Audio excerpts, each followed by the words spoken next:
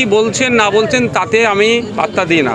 আমার সর্বপ্রথম কাজ হচ্ছে, আমি এলাকার জনপ্রতিনিধি, এলাকার মানুষ আমাকে ভোটে জিতিয়ে বিধানসভায় পাঠিয়েছে। এই ভাঙড়ের অভাব অভিযোগ যেগুলো আছে বিধানসভায় কনসার্ন ডিপার্টমেন্টাল মিনিস্টারকে জানানো। আমার সর্বপ্রথম কাজ হচ্ছে এটা। দ্বিতীয় হচ্ছে, আমার ল্যাডে 60 লাখ টাকা বছরে পাই, 75 লাখ টাকা এখন হয়ে 70 লাখ টাকা হচ্ছে। সে টাকাতে কিন্তু এই ব্রিজটা হয় না।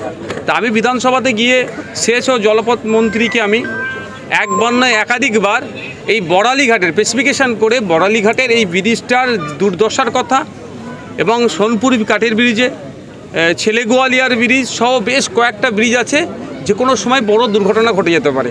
বারবার এটা মিনিস্টারকে আমি অফিসিয়ালি বলেছি, মেনশান করেছি, এই মর্মে কোশ্চেন জমা দেওয়া আছে। সাপ্লিমেন্টারি কোশ্চেনও আমি সাপ্লিমেন্টারি কোশ্চেন যখন অপশান থাকে তখন আমি তুলেছি। যে আগের মন্ত্রী ছিলেন মাননীয় সম্মানীয় পার্থভৌমিক মহাশয়কেও আমি পার্সোনালিও বলেছি, স্যার আমার বিধানসভার মধ্যে এটা এই অবস্থা হয়ে আছে, যে কোনো টাইম বড় দুর্ঘটনা ঘটে যাবে। আর এই বড়ালিঘাটের ব্রিজে প্রায় এখানে 20-25টা গ্রামের আরও বেশি মানুষ যাতায়াত করে এখান থেকে। এটা দ্রুত সংস্কারের প্রয়োজন হয়ে পড়েছে। আর যেগুলো কংক্রিটেরও আছে, যেগুলো সংস্কার নাই, সেগুলোকে সংস্কারের কথা বলেছি। কিন্তু দুর্ভাগ্যের বিষয়, সেই সময় সম্মানীয় মাননীয় পার্থভৌমিক মহাশয় আমাকে বলেছিলেন যে অবশ্যই আপনি আমাদের এই বিষয়টা মেনশন করেছেন, আমরা দেখেছি এবং খুব তাড়াতাড়ি এর কাজ শুরু হবে। কিন্তু এখনও পর্যন্ত এই কাজ শুরু হচ্ছে না। আমি অবাক হয়ে যাচ্ছি যে আমরা যারা কন্টেস্ট করি ভোটে, আমরা সবাই বলি যে আমাদেরকে ক্ষমতায় বসাও, আমরা তোমাদেরকে সমাধান করে দেবো। তো পশ্চিমবাংলার সংখ্যাগরিষ্ঠ মানুষ 2021 সালে তৃণমূলকে বেছে নিয়েছে। তো তৃণমূলকে বেছে নিয়েছে, তৃণমূল পক্ষ থেকে সরকারের এসেছে মমতা ব্যানার্জি মহাশয়া।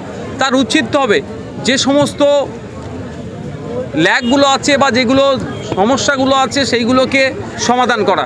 আর সমস্যাগুলোকে চিহ্নিত কারা করবে?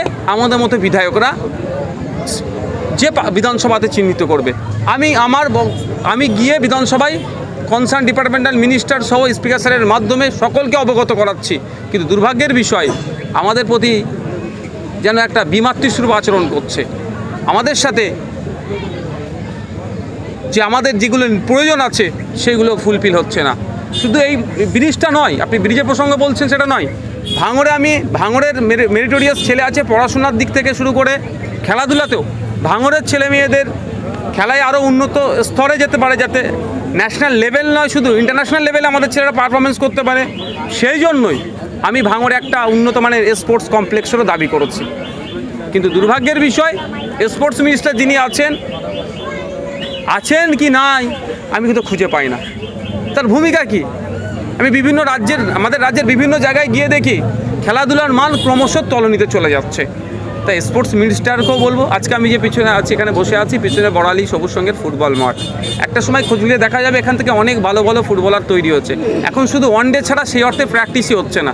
এর পরিকাঠামো ফিরিয়ে কারা আনবে? রাষ্ট্রকে আনতে হবে। পরিকাঠামোর জন্য তৈরি করার জন্য কারা বলবে? আমাদের মতো বিধায়করা।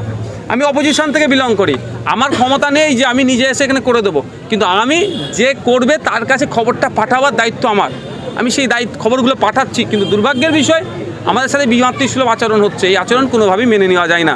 ভাঙড় নয়, সারা রাজ্যের মানুষের জবাব আগামী দিনে দেবে। শাসক দল তো বলছেন যে ভাঙড়ের বিধায়ক 3 বছর হয়ে গেল, কাজটা করছে কি? তিনি তো এখানে আসে আত্মীয় স্বজনের বাড়ির মতো করে। অবশ্যই আমার আপনারা আত্মীয়র বাইরে কোথায়? সারা বাংলার মানুষ আমার আত্মীয়, ফুরফুরা মানুষ আমার আত্মীয়, ভাঙড়ের মানুষ আমার আত্মীয়। আত্মিক সম্পর্ক না থাকলেও কি আত্মীয়তা হয় না? 100 বার আপনি আমার ভাঙড়ের মানুষ আমার আত্মীয়। আমি আজকে যাওয়ার পরে কালকে রবিবার, সোমবারে ভাঙড় 1 নম্বর ব্লকের বিডিও স্যারকে জিজ্ঞাসা করবেন, ভাঙড়ের বিধায়ক ডিপিএলের মাধ্যমে, ডিস্ট্রিক্ট প্ল্যানিং অফিসারের মাধ্যমে ওনার ল্যাডের যে 60 লক্ষ টাকা পায়, ভাঙড় 1 নম্বর ব্লকের জন্য কি প্রজেক্ট দিয়েছে, কোথায় রাস্তার দরকার আছে সেখানে দিয়েছে, কোথায় লাইট দিয়েছে, কোথায় পানীয় জলের জন্য কলের দরকার, সবগুলোই আমি দিয়েছি। তার ডকুমেন্টস আমার কাছে আছে। যে কোনো সময় আমার সাথে কেউ চ্যালেঞ্জ করলে আমি দেখাতে পারবো। আমি ডিস্ট্রিক্টে ডিপিএলের কাছে টোটাল জমা দিয়েছি আমার বছরে যে ল্যাডের টাকা। বাট আমার হাতে টাকাটা সরাসরি আসে না। আমরা বিধায়ক, আমরা কি করি? দেখিয়ে দিই যে এখানে এই কাজটা করতে হবে। ওটা ডিস্ট্রিক্ট, ওটা বিভিন্ন এজেন্সির মাধ্যমে ইমপ্লিমেন্টেশন করে। তো আমার কাজ তো আমি দেখিয়ে দিয়েছি। এবার এই ইমপ্লিমেন্টেশনের অর্থাৎ বাস্তবায়নের ক্ষেত্রে যারা আমাদের বলছে ভাঙড়ের বিধায়ক কী করেছে, তারাই তো উল্টে কাজ করতে দিচ্ছে না। তারা উল্টে কাজ না করতে দেওয়ার ফলে ভাঙড়বাসী আজকে উপকৃত হচ্ছে না। আমি স্বল্প টাকা পাই বছরে, 60 লাখ টাকা এখন 70 লাখ বেড়েছে, মানে ধরতে গেলে একটা বুথ পিছু 22,000 টাকা পাচ্ছি।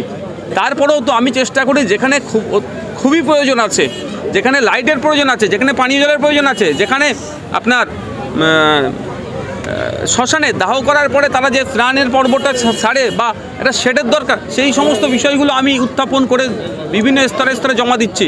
আমি জমা দিচ্ছি কি দিচ্ছি না, এর সত্যতা যাচাই করার জন্য আপনারা চলে যাবেন আগামী সোমবারে বিডি 1 নম্বর ভিডিওর কাছে, ভাঙড় 1 নম্বর ব্লকের ভিডিও, 2 নম্বর ব্লকের ভিডিওর কাছে জেনে যাবেন যে এটা হচ্ছে কি হচ্ছে না। এবার আপনাদের বলে রাখি, এই কাজের পরে 30% ইউসি দিলে পরের ল্যাটের মানে আমার ল্যাডের পরের লটের টাকাটা আসবে। ইউসি কটা দিয়েছে জিজ্ঞাসা করুন। ভাঙড় 2 নম্বর ব্লকের যে কাজগুলো আমি করেছি, 6-8টা লাইট উদ্বোধন হয়েছে, হাইমাস্ট লাইট লাগিয়ে দিয়েছি, এখনও পর্যন্ত ইউসি দিচ্ছি না। ইউসি আটকে রাখলে পরের যে টাকাটা আমি পাবো, মানে আমি পাবো মিনস আমার নামে বরাদ্দ হবে, সেটা আজকে যাবে, আসবে না। ঠিক পরিকল্পিতভাবে যারা আমাকে বলছে ভাঙড়ের বিধায়ক কী করছে, এই আত্মীয়র মধ্যে আসছে যাচ্ছে, তারাই আটকে রেখে ভাঙড়ের মানুষকে উন্নয়নের হাত থেকে বঞ্চিত করে রেখেছে।